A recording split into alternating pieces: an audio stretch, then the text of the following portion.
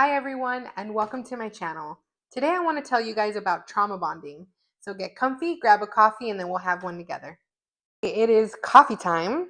I've gotten some comments asking how I make my coffee. So I'm going to make it and just walk you through it. Okay, we're going to start off with your cup of choice.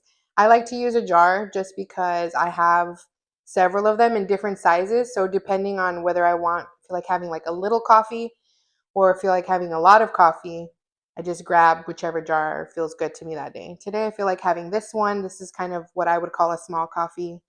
This is a Kerr wide mouth mason jar.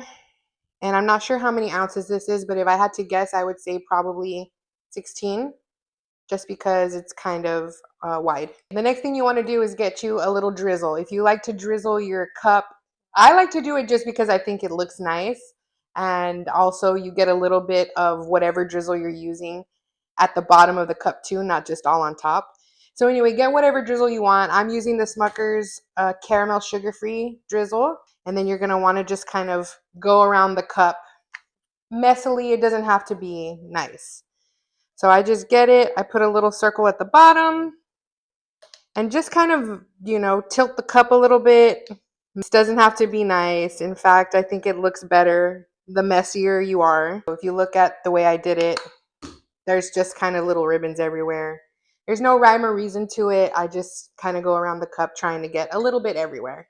Next thing you want to do is get your espresso in here. I use instant espresso because I feel like that gives it the punch that I want. I don't like weak coffee. I like for it to be pretty strong just because that's my preference. So anyway, what I use, my favorite instant espresso is this right here. This is my favorite. This is the Nescafe Gold Blonde Espresso. So what you want to do is 2 ounces of water with 1 teaspoon of this powder is going to make 1 shot of espresso. And I use 2 shots typically. If I use a big cup, and if you're using a big cup, you want to add an extra shot in there. So this right here is my 4 ounces of water. And then we're going to go ahead and add 2 teaspoons. Just make sure they're nice and level. 2 teaspoons. 1, 2. Okay, what I do on a normal daily basis is actually just kind of swirl it like this. You can see that it starts to blend. But if you have one of these little frother things, I have one. I don't use it very often because you can just mix it and this stuff blends really nicely. But if you want to, you can use your little frother. It'll give you a little bit of that foam on top. This is what you'll have right here. From here, I just take my espresso. We're going to pour it into our cup. I try to get all that foam on there because I like that foam. The next thing I do is I just take the same cup with whatever residue is in there and I fill it up with ice about halfway. That's going to go into this cup next. Okay, right here I have my ice. I filled it up about halfway, a little bit more. You may use it all, you may not. It's okay. Either way, we're just going to put a little bit of this in here. Next, you're going to want to put whatever flavorings you have in mind in here. This is French vanilla, sugar-free by Torani. And this is also by Torani, sugar-free white chocolate. This right here is my favorite combo, but you can use whatever flavors you want. I just kind of count the amount of pumps that I put in there. But what it equates to is about 2 tablespoons of each of these. And I mix them together.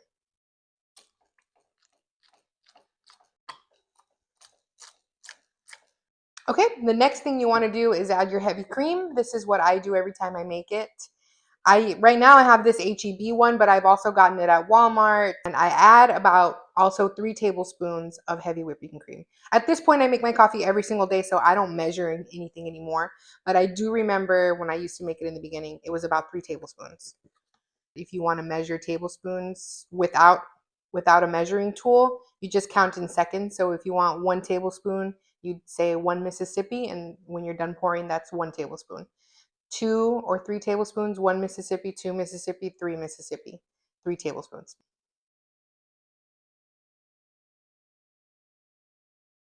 Okay, after the heavy whipping cream, we're gonna go in with regular milk. Now this is the ultra filtered by Fairlife. This I don't really measure actually. This I just kind of fill up the rest of the cup with it. It's usually, when I used to measure, about a half a cup or 3/4 of a cup.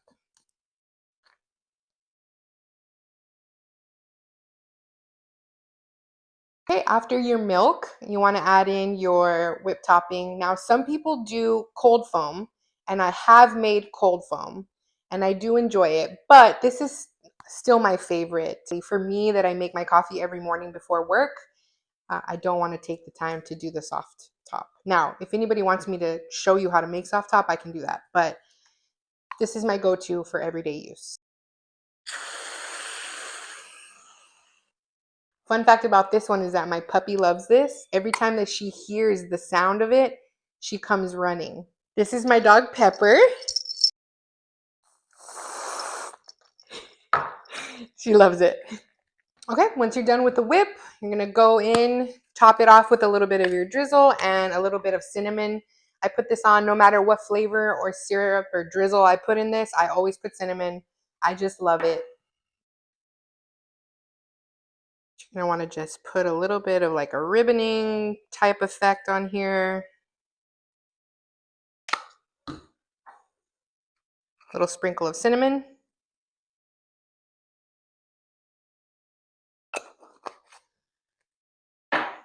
And that's it. You're good to go. This is your coffee. When I put my straw in here and mix it around, all of that will just blend together. I love to see that color. I love to see all the swirls. I love coffee.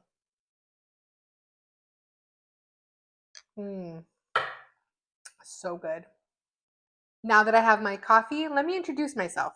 My name is Jackie, and I'm a licensed mental health therapist, bridging the gap between lifestyle, habits, environment, thoughts, and emotions. In my last video, I asked you guys to leave butterfly emojis in the comments if you wanted me to do a full video about trauma bonding. And you guys showed up in a big way and left so many butterflies in the comments. I want to thank each of you for your engagement and your support. And today is the day we're going to talk about trauma bonding. Now, let's get into it. You may have heard the phrase trauma bonding get thrown around, and it gets used a lot more commonly today than it did 5, 10 years ago. But you might still have some questions. So today I'm going to tell you what trauma bonding is, what factors make you susceptible to it, how to recognize that you might be in a trauma bonded relationship, and what to do if you find yourself in one. So, what is trauma bonding?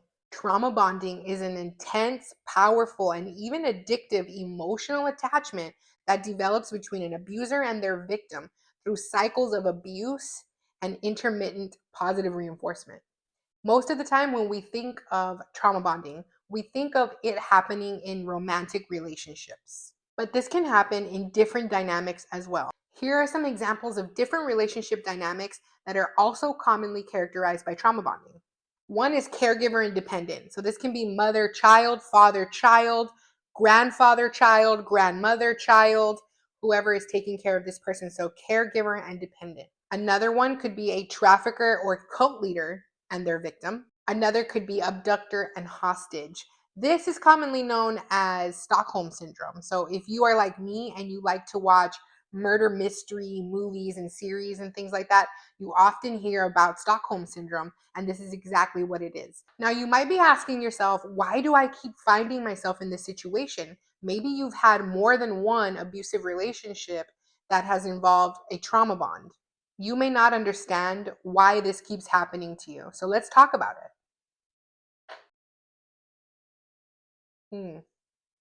So good.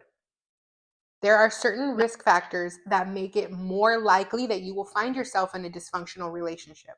Risk factor number one would be a history of childhood trauma.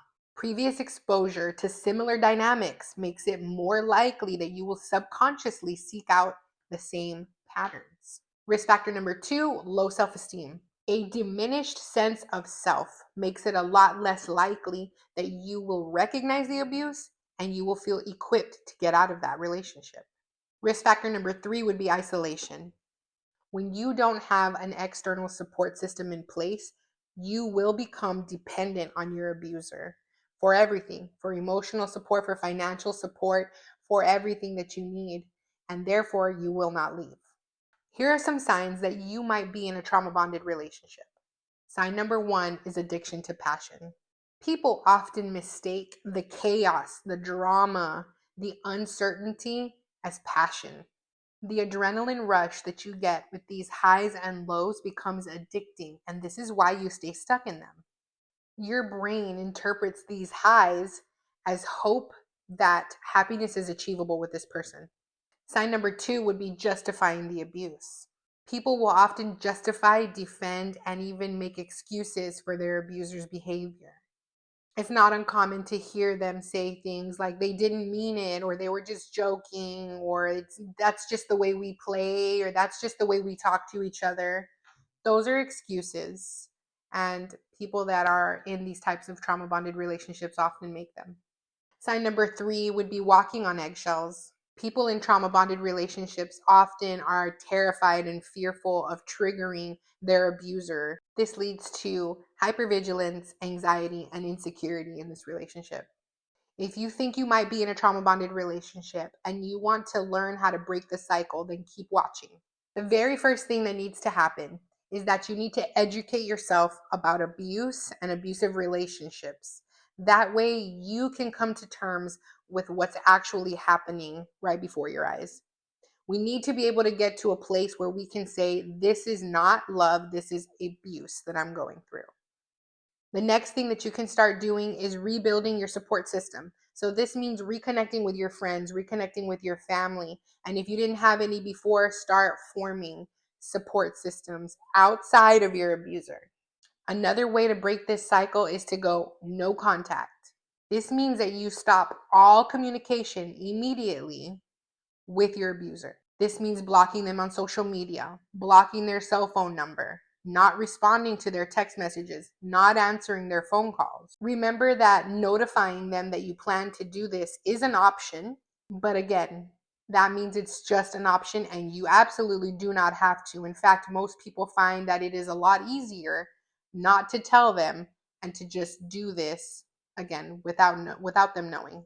Remember that your safety is top priority, and a lot of times notifying your abuser that you're going to go no contact is going to upset them and is going to put you at risk. So best practice for going no contact is to do so without giving them any warning. Finally, the next thing that you want to do for yourself is get yourself some professional help from a mental health therapist or another mental health provider. You want to do this so that you can relearn how to improve your self-esteem, understand your specific attachment style, and make adjustments so that you avoid future relationships of that nature. If you guys are interested in hearing more about attachment styles and you want me to do a full video about attachment styles, I want you guys to leave a moon emoji in the comments below. And if I get 30 of them, I will do a attachment style video for you. All right, that's going to wrap up today's video. Thank you guys so much for watching. If you enjoyed this video and you want to see more like it, like, subscribe, and leave me a comment below with topics that you'd like to hear me talk about. I will see you guys next time. Bye.